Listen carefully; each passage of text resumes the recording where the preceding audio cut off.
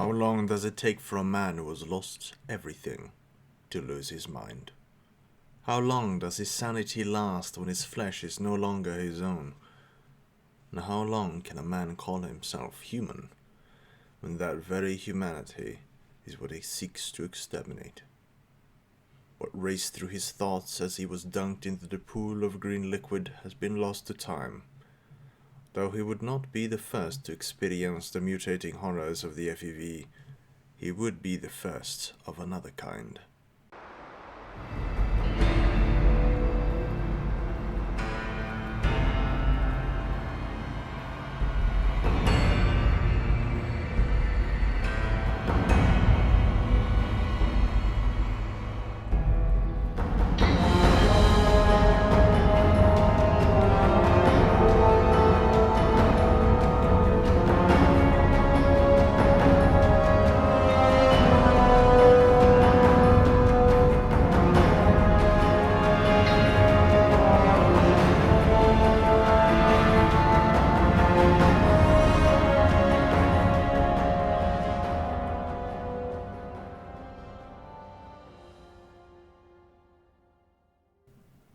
Though the super mutants created by the Master would be defeated at the hands of the Vault Dweller, their kind would not be eradicated, as most would have hoped.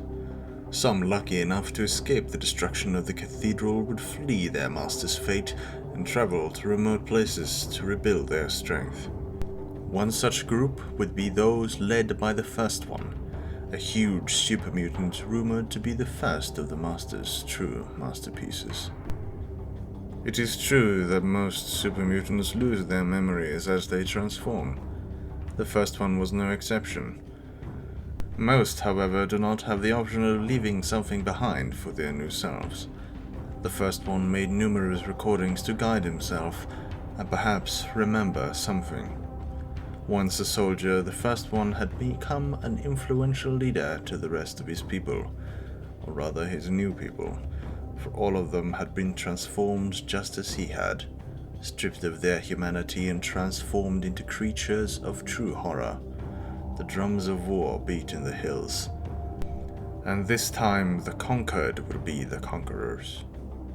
The Warrens had once been a storage outpost for the numerous FEV tanks stored by the Old World United States government.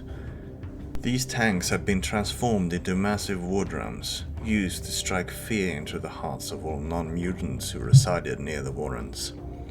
The First One, driven by the one thing he could remember, protect your people, led his mutant army into the communities surrounding the Warren Hills, capturing and enslaving all humans they came across, taking them back to be converted into a new generation of soldiers for his army.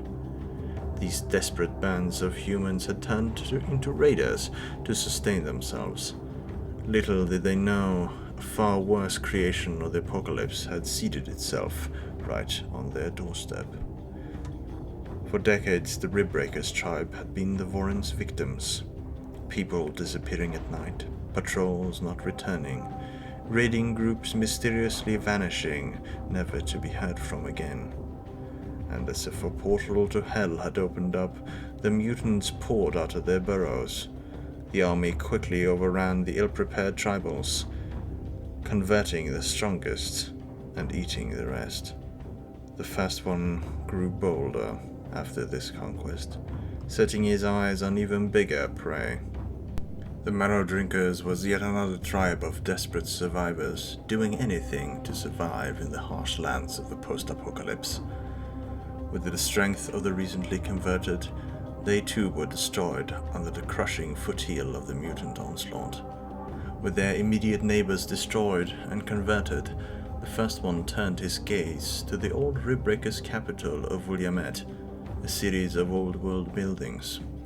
It had been severely damaged during the mutant conquest of the region, and now the First One ordered it to be rebuilt and transformed into a stronghold for their kind. A fortress from which new conquest could be launched. With his position secured, the First One ordered his army to arm themselves with the weapons of the old world. Guns, explosives, cannons. With such weapons of power, the future of his new conquests had been cemented. Setting his eyes north, the Warrens would soon come into contact with the ghosts of old Washington. The Washington Brotherhood, clad in their advanced armor and using tried and tested tactics, were a formidable foe. Though, there is one department they lacked in.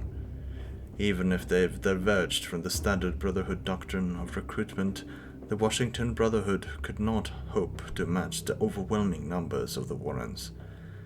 And with blood and steel, the mutants would drive the ghosts back to their lair at Capitol Hill. With such a large amount of territory and manpower under his command, the First One's victory is at hand. But will he be able to defeat the rising powerhouse of the NCR, who would not stand idly by with such a large enemy to their north? Well, that you will have to find out for yourself. And there we are. I hope you enjoyed the video. I know this one took quite a bit longer than I wanted to. Hopefully I'm gonna get out of my lazy ass and actually make some videos now that I'm stuck at home. So hopefully that's coming soon. I think I might do a video on Joshua Graham next time, just as like a character video, if that's something that you're interested in. So let me know down in the comments. So stay tuned for that if that happens. So yeah, like, favorite, subscribe if you want to. Don't if you don't. Also, please do check out the amazing work done by the Old World Blues mod team. And if you do own Hearts of Iron 4, I would very highly recommend that you do check out that mod. It's a lot of fun.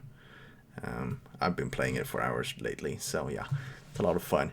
Anyway, I will see you next time. Goodbye.